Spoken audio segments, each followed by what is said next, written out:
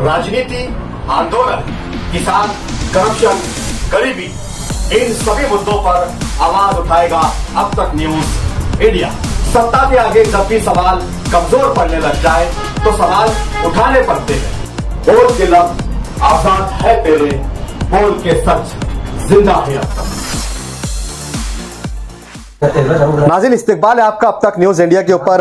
आज हम बात करेंगे धुलिया लोकसभा के चुनाव की कि किस तरीके से आज धुलिया लोकसभा के पूरे भारत भर में आज जो था पूरे देश की जनता की नजरें आज के इलेक्शन के रिजल्ट पर टिकी हुई थी कि कौन सरकार बनाएगा, क्या वापस से ही एनडीए की सरकार होगी, बीजेपी 400 के पार होंगी या फिर कांग्रेस जिस तरीके से दावा कर रही थी।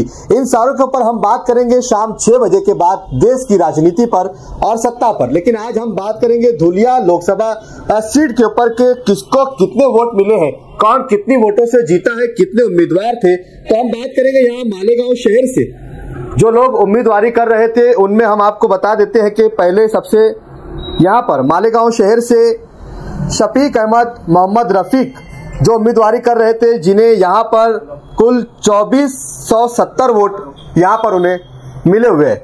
तो वहीं दूसरे उम्मीदवार थे मुकीम मीना नगरी, जिन्हें 551 वोट यहाँ पर मिले। तो तीसरे यहाँ पर अब्दुल हाफिज अब्दुल हक, जिन्हें 383 वोट यहाँ पर मिले हुए हैं। तो वहीं मालेगांव से एडवोकेट सचिन ओम जी यहाँ पर निकम थे, उन्हें मिले हैं 2477 वोट। तो वहीं दूसरा मालेगांव से मोहम्मद आमीन मोहम्मद फारूक, जिन्हें 601 वोट मिली है। तो वहीं इरफान मोहम्मद इसाक, जिन्हें 451 वोट यहाँ पर मिले हुए हैं। तो वहीं दूसरा बात करेंगे हम बीएसपी के उम्मीदवार जहूर अहमद मोहम्मद यूसुफ जमजम, जिन्हें 3174 वोट मिले हुए हैं। वहीं मोहम्मद इस्माइल जुम्मन, जिन्हें 762 वोट यहाँ पर मिले हैं। शेख मोहम्मद जाहिद समद अहमद, इन्हें 658 वोट यहाँ पर मिले हैं। तो वहीं यहाँ पर ये मालेगांव शहर के जो उम्मीदवार जो मालेगांव के प्रॉपर रहने वाले लोग थे, इन लोगों को यहाँ पर इतने वोट मिले हैं। अब इसमें सबसे ज्यादा वोट यहाँ पर किसको मिले उस पर ही बात करेंगे। उसके पहले हम आपको आंकड़े दिखा देते हैं कि कांग्रेस उम्मीदवार बचाओ शोभा दिनेश, इनको कितने वोट यहाँ पर मिले हैं। तो इन्हें यहाँ तो कुल मिलाकर यहाँ पर जो मुस्लिम उम्मीदवार मालेगांव शहर में जो आजाद खड़े हुए थे, बीएसपी से खड़े हुए थे, इन लोगों को कुल मिलाकर यहाँ 10,000 के आसपास जो वोटे हैं वो यहाँ पर आजाद और कुछ अपक्ष उम्मीदवार और एक पार्टी के उम्मीदवार को यहाँ पर मालेगांव मध्य से मिली है। शोभा दिनेश बच्चाओं ने यहाँ पर बहुत अच्छा मुकाबला यहाँ पर किया है। पिछले मुकाबले के मुकाबिल इस मर्तबा का चुनाव काफी यहाँ पर टक्कर वाला हुआ, जबकि पिछले चुनाव में 10,88,000 वोट ही पड़े थे, जबकि इस बार 12,17,000 वोट यहाँ पर मतदाताओं ने अपने मत किए थे। पिछली मर्तबा से ज्यादा इस मर्तबा लोगों में वोट देने की जागरूकता थी और इसी वजह से इस बार के चुनाव में वोटों का परसेंटेज भी बढ़ गया था। लेकिन सबसे अहम सवाल ये है कि यहाँ पर जो दूसरे दिन का जो आंकड़ा आया था इलेक्शन कमीशन का, पहले दिन 11,31,000 वोटों का डाटा इलेक्शन कमीशन ने दिया और फिर उसके दूसरे दिन 12,17,000 वोटों का डाटा जो दिया था, जिसमें 85,000 वोट बढ़ते हुए बताए थे। वहीं से लोगों में इस बात की चर्चाएं शुरू हो गई थी कि पहले आंकड़े के मुताबिक कांग्रेस पार्टी जीत रही थी, लेकिन 85,000 वोट ये कहां से बढ़े हैं, इस बात की शंका यहां पर लोगों में थी।